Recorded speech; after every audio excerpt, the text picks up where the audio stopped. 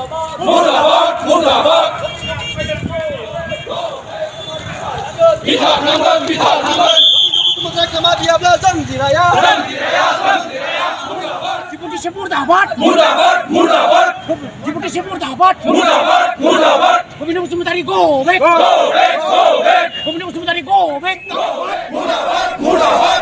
Deputy Murdabat मुर्दाबाद मुर्दाबाद Pemimpin Sementari go back Pemimpin Sementari go back Pemimpin Sementari Murdabat मुर्दाबाद मुर्दाबाद Pemimpin Sementari Murdabat मुर्दाबाद मुर्दाबाद Bicara Sarkar hai हाय हाय हाय हाय Bicara Sarkar hai हाय हाय हाय हाय Bicara Sarkar hai हाय हाय हाय हाय Bicara Sarkar hai हाय हाय हाय हाय Bicara Sarkar hai हाय हाय हाय हाय Bicara Sarkar hai हाय हाय हाय हाय Bicara Sarkar hai हाय हाय हाय हाय Bicara Sarkar hai हाय हाय हाय हाय Deputy Murdabat मुर्दाबाद मुर्दाबाद Deputy go back go back go back Deputy go back go back go back Murdabat मुर्दाबाद मुर्दाबाद long live Go back go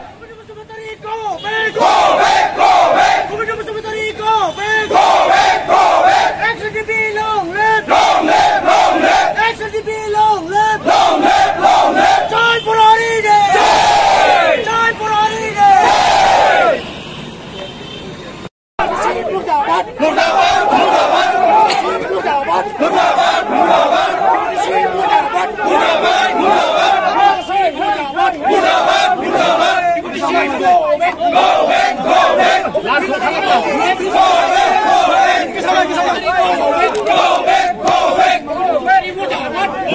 मुर्दाबाद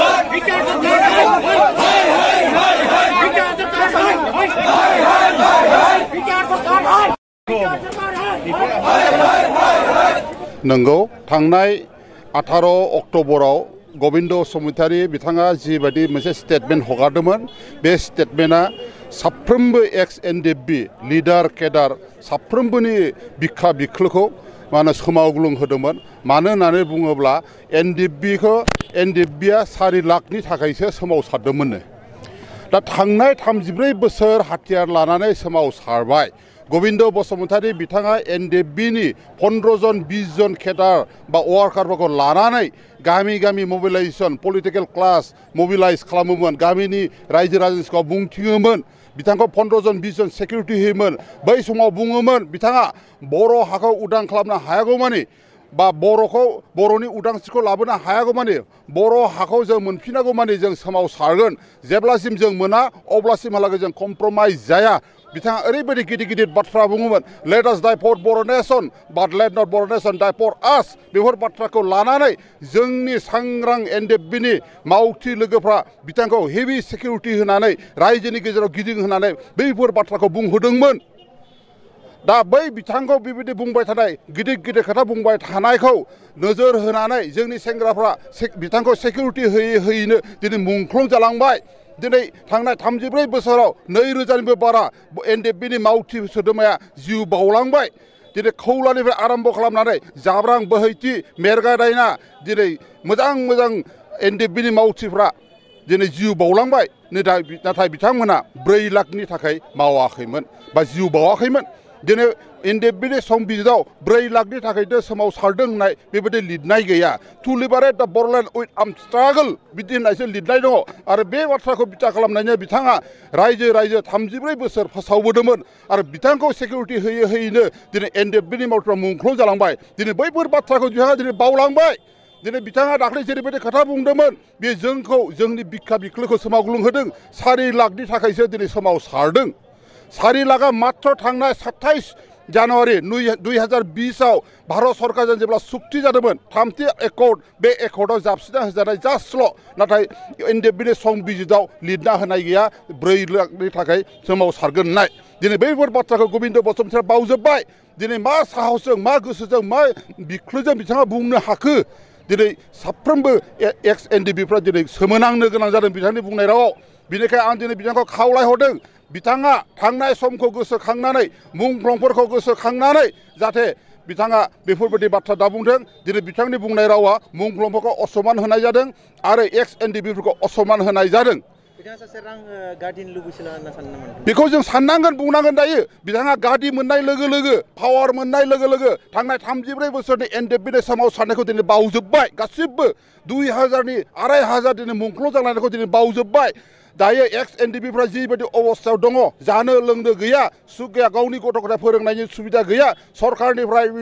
फिक्स डिप'जिटसो होजानो गोनां जाहैदों बेखौ थाखाखौबो दिनै दांनो मोनाखै दिनै बेफोर गासै बाथ्राखौ बावजोब्बाय पावार मोननाय लोगो लोगो दिनै बे बाथ्राखौ बुंनायखौ जों नायोब्ला बिथाङा सासे पावार हांगार गादी लुबैसुलासो होननानै जों दिनै बुंनांगोन बेनिखायनो आं दिनै बिथांखौ खावलायहरबावगोन दिनैनि बे मुसुखा सावनायनि हाबाफारिनि गेजेरजों जाहाथे बिथाङा गावनि बुंनाय रावखौ दैखांना लाफिनो आरो एक्स एनडिएफबिनि फोरनि खाथियाव जाहाथे बिथाङा निमाहा बियो बे आंनि बिथांनिसिम इनफरमेसन हरनाय 4 लाख रांखौ एनडिएफबिफोरा गाज्रि खामानियाव बाहायबाय होननानै बाहायदों होननानै 4 लाख रांखौ दांनोनो मोनाखै माबोरै गाज्रियाव बाहायदों होननानै बुंनो हाखो बिथाङा दिनै एफडि फिक्स डिप'जिटसो खालामना होदों बे थाखाखौ दांनोनो मोनाखै अब्ला बोरैहाय गाज्रि खामानियाव बाहायदों होननानै एक्स एनडिएफबिखौ बिथाङा बुंनो हाखो मा गोसोजों मा बिख्लोजों बुंनो हाखो बिथाङा बिथांनो आं कुइसन होनो बिथाङा जुदि 4 लाख थाखाखौ चेक होनानै दिनै होनानै गाबोननिफ्रायनो जुदि दांनो मोनोमोनब्ला जुदि बाहायनो मोनोमोनब्ला बुंनो हागौमोन नाथाय बेबो दिनै फिक्स डिप'जिट जानानै दङ बिथाङा खिन्थु मोनबाय होननानै बुंदों 4 लाखखौ गासैबो होदों थांनाय समाव 1200नि बारा जननो एफडि हिसाबै होना होदों फिक्स डिप'जिट खालामना होदों नाथाय बे थाखाखौ केस होआखै नैबे समाव बिथाङा जिहेतु बाथ्रा बुंबाय बे बाथ्रा बुंनाया माबाफोर सोरनिबाफोर षड़यन्त्र थागोन होनना सानदों बेखौ आङो रावखौबो दुसि हरनो थाङा बिथांनि जितु एक्टिभिटिस बिथांनि जितु मेन्टेलिटि बिथाङा गावनि इस्सा जानानै बुंदों होननानै आं बुंनांगोन मानो होननानै बुङोब्ला बिथाङा सरकारनि बान्दा जाना थाबाय थांनाय 34 बोसोर गाव सोमावसारबोनाय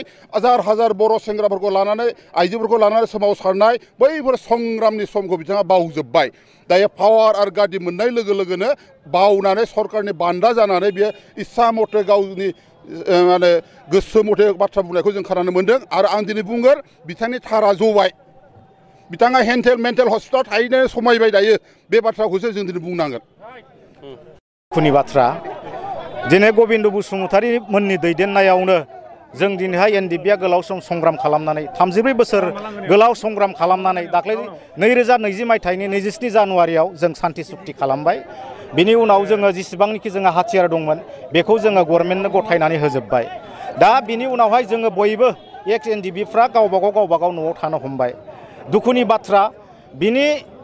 बे एकर्डनि गेजेरजों एनडिएफबिफोरनो थांना थानो थाखाय 4 लाख थाखाखै जोंनो होगोन होननानै बुंदोंमोन किन्तु दिनैसिम बे रांखौ जों दिनै मोननो हानाय जायाखै मानोना बे रांफ्रा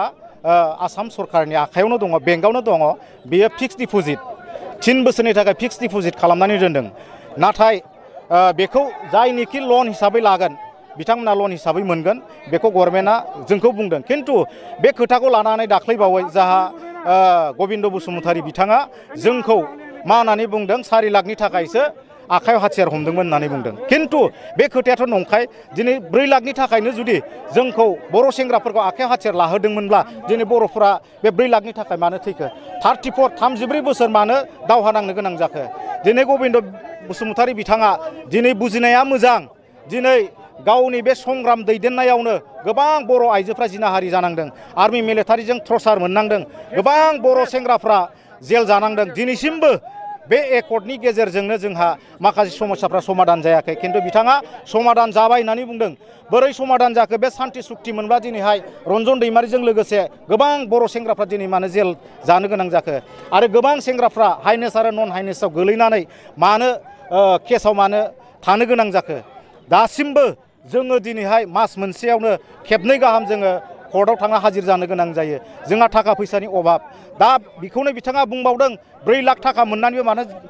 थांनानै थानो हायाखै मानो खस्थ' मोनदों होननानै बुंदों मानो अगदाबा अर जोङाखै होननानै बुंदों बेथ' बिराद दुखुनांथावना खोथा ओंखायनो गबिन्द बसुमतारी नोंथांखौ जों बुंगोन नोंथाङा थाबैनो एक्स एनडिएफबिफोरनि माखासे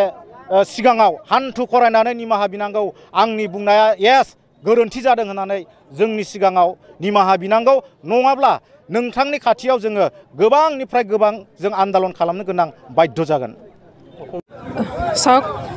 আজি আমাৰ এক্স এনডিএফবি বিলাকে 34 ইয়াৰ্ছ সংগ্ৰাম কৰি পেলাই আজি চৰকাৰে সাৰেণ্ডাৰ হোৱাৰ পিছত 4 লাখ টকাকে এনে ৰিহেবিলিটেশ্যন হিচাপে দিছিলে কিন্তু এইটো আমি ৰিহেবিলিটেশ্যন হিচাপে ধৰি লোৱা নাই আজি তেওঁলোকে দিলেও বেংকৰ পৰা লোন হিচাপেহে কেইটামান কাম কৰিবলৈ তেওঁলোকে ল'ব পাৰিছে কিন্তু ফিক্সড ডিপজিট হিচাপেহে এতিয়াও চৰকাৰৰ হাততে আছে 4 লাখ টকা কিন্তু সেই টকাটো তেওঁ গোবিন্দ বসুমতাৰী ডাঙৰীয়াই জানে না নাজানে মই এইটো ক'ব নোৱাৰোঁ কিন্তু তেওঁ যেনেকৈ মন্তব্য কৰিছে 4 লাখ টকাৰ কাৰণে যদি লগা নাই তেতিয়াহ'লে কিহৰ কাৰণে লাগিছিলে তেওঁ আমাক মানে কুৱেশ্যন কৰিছে আমাক প্ৰশ্ন কৰিছে আমি সেই প্ৰশ্নটো আজি দেখুৱাই দিছোঁ যে তেওঁ কি ভাবি পেলাই XNDBৰ ওপৰত এনেকুৱা ঠাট্টা কৰিছিলে বা ঠাট্টা কৰিছিল না নিন্দা কি কৰিছিল আমি এইটো ক'ব নোৱাৰোঁ তেওঁ এজন আমাৰ প্ৰতিনিধি তেওঁ এজন MLA তেওঁক আমি ৰাইজৰ কাৰণে কাম কৰিবলৈহে চৰকাৰৰ প্ৰতিনিধি হিচাপে আমি পঠাইছিলোঁ কিন্তু তেওঁ এজন চৰকাৰৰ প্ৰতিনিধি হিচাপে হ'লেও XNDB হিচাপে তেওঁক মানে সমৰ্থন কৰি পেলাই ৰাইজে তেওঁক ভোট দিছিলে কিন্তু আজি তেওঁ ৰাইজৰ কাম নকৰাকৈ আজি XNDBৰ ওপৰতহে যিখিনি সমস্যা আছে এই সমস্যাবোৰ নুসুধাকৈ তেওঁ কৈছে যে XNDBবিলাকে কিহৰ কাৰণে আন্দোলন কৰিছিলে কিন্তু আজি আমি আন্দোলন কৰিব লগা বাধ্য সেইটোৱে যে তেওঁক চাওক আজি XNDBবিলাকে কিহৰ কাৰণে ইমান হাজাৰজন ৰাজপথত আহি পেলাই ধৰ্ণা দিব লগা হৈছে তেওঁ এই সমস্যাবিলাক সমাধান হৈছে না নাই তেওঁ একো বুজ নোলোৱাকৈ এইবিলাক কথা কোৱাটো আমি দুৰ্ভাগ্যজনক বুলি ক'ব লাগিব আৰু তেওঁ নিজে MLA হৈ পেলাই MLA হোৱা কিমান মাহ হৈছে 6 মাহমান হৈছে তেওঁ নিজৰ কাৰণে কিমান ডাঙৰ এটা বিল্ডিং বনাই আছে বা নিজৰ একদম ঘৰ বাৰ সা সম্পত্তি বনাই আছে বহুত বছৰৰ পৰা একৰ্ডৰ পিছৰ পৰাই তেওঁ সা সম্পত্তি বনাই আছে কিন্তু এইবিলাক ভাবি চিন্তি তেওঁ নাজানাৰ দৰে তেওঁ কৈছে যে XNDBবিলাকে আজি মানে সমস্যাটো সমাধান হৈছে আৰু যিমান মানে XNDB আছিলে তেওঁলোকে সব মানে ৰিহেবিলিটেশ্যনটো পাইছে বুলি তেওঁ কৈছে কিন্তু আজি তেওঁ নাজানে যে নিজৰ XNDB নিজৰ কেডাৰবিলাকে কিমানজন আছিলে কেইহাজাৰজন আছিলে তেওঁ নিজে নাজানে নাকি মই এইটো তেওঁকহে সুধিব বিচাৰিছোঁ আজি তেওঁ কৈছে XNDBবিলাকে সব ৰিহেবিলিটেশ্যন পাইছে মাত্ৰ 100জনীয়া মাত্ৰ আছে কিন্তু তেওঁ জানে না নাজানে মই এইটোহে সন্দেহ যে নিজৰ কেডাৰ কিমান আছিলে কেইহাজাৰজন আছিলে কেইজন শ্বহীদ হৈছে তেওঁ জানে না নাজানে মই এইটোহে মানে তেওঁক ক'বলৈ বিচাৰিছোঁ আজি তেওঁ চাওক আজি আমাৰ XNDBবিলাকে কেনেকৈ কষ্ট ভুগি পেলাই আজি জংঘলৰ পৰা আহি পেলাই নিজৰ ঘৰ দুৱাৰ নাই মাটিত শুব লগা হৈছে নিজৰ ঘৰ নাই ক'ত নিজৰ দাদাকৰ ঘৰত বা কাৰোবাৰ লগত থাকিব লগা হৈছে এইবিলাক তেওঁ বুজ নোলোৱাকৈ আজি যেনেকৈ কথা কৈছে এইটো মানে আমি তেওঁৰ বিৰোধিতা কৰিছোঁ আৰু তেওঁক মানে আমি XNDB হিচাপে তেওঁক মানে এই সমস্যাবিলাক ভালকৈ বুজি পেলাইহে কথা ক'বলৈ মই অনুৰোধ কৰিছোঁ আজি তেওঁ MLA হৈছে বুলি তেওঁক মানে আমি সন্মান কৰিছিলোঁ আমাৰ XNDBৰ সমস্যাবিলাক সমাধান হ'ব বুলি আমি আশা কৰিছিলোঁ কিন্তু আজি তেওঁ সমস্যাটো সমাধান নকৰাকৈ এই যত যি মানে মুখত আহে এইবিলাকে বুকিবলৈ ধৰিছে কিন্তু আমি এইটো সন্তুষ্ট নহয় আৰু তেওঁক মানে আমি আমাৰ XNDBৰ এজন লিডাৰ বুলি আমি গণ্য কৰিব নোৱাৰোঁ লাগাম गैयै मोसौ माने बिथांखौ लागामखौ जेसेबांनो टाइटखायो बेसेबांनो बिथाङा बसरलांबाय थायो माने बिथाङा सासे लुबिया गादि लुबैसिला थाखानि लुबैसिला बिथाङा सानसे समाव बियो सासे फोरोंगिरिमोन बिथाङा फोरोंगिरिनि थाखाय बिनो थोआसै दिनै NDBआव बियो लाख टाका करोड़ टाका मोनगोन होननानै थांदोंमोन खिन्थु NDB आफादाव जोंहा बेबायदि फैसा थाखानि माबा गैया जाथिनि थाखायसो नांनाय खिन्थु NDBआव थानानै बियो धोनि जानो हायाखै बियो मा खालामबाय BTR सुक्ति खालामबाय BTR सुक्ति खालामबासो आं धोनि जासिगोन नंखाय BTR सुक्ति खालामनानै फैबाय बियो ओमफ्राय MCLA गेलेबाय डिपुटि चिफ जाबाय डिपुटि चिफआवबो बियो करोड़ टाका आरजिबाय बेखौबो बियो सान्थ'ना जायासै आरो बियो MLA गेलेबावबाय MLA गेलेबावनानै बियो मन्त्रि जानो नागिरबावबाय बेयाव आरो कौटि टाका आं आरो मोनबावगोन नामा होननानै बियो MLA गेलेबावबाय नाथाय बिथांनि साननाया जायासै बिथाङा मन्त्रि बिबान मोनासै आरो बिथाङा मन्त्रि बिबान मोनखांनाय लोगो लोगो आरो बिथाङा हाई पावार लुगैबावगोमोन बिथाङा प्राइम मिनिस्टारखौबो लुगैबावगोमोन इन्डियाखौबो सलायबावनो बियो लुगैबावगोमोन आरो बियो बेखिनियानो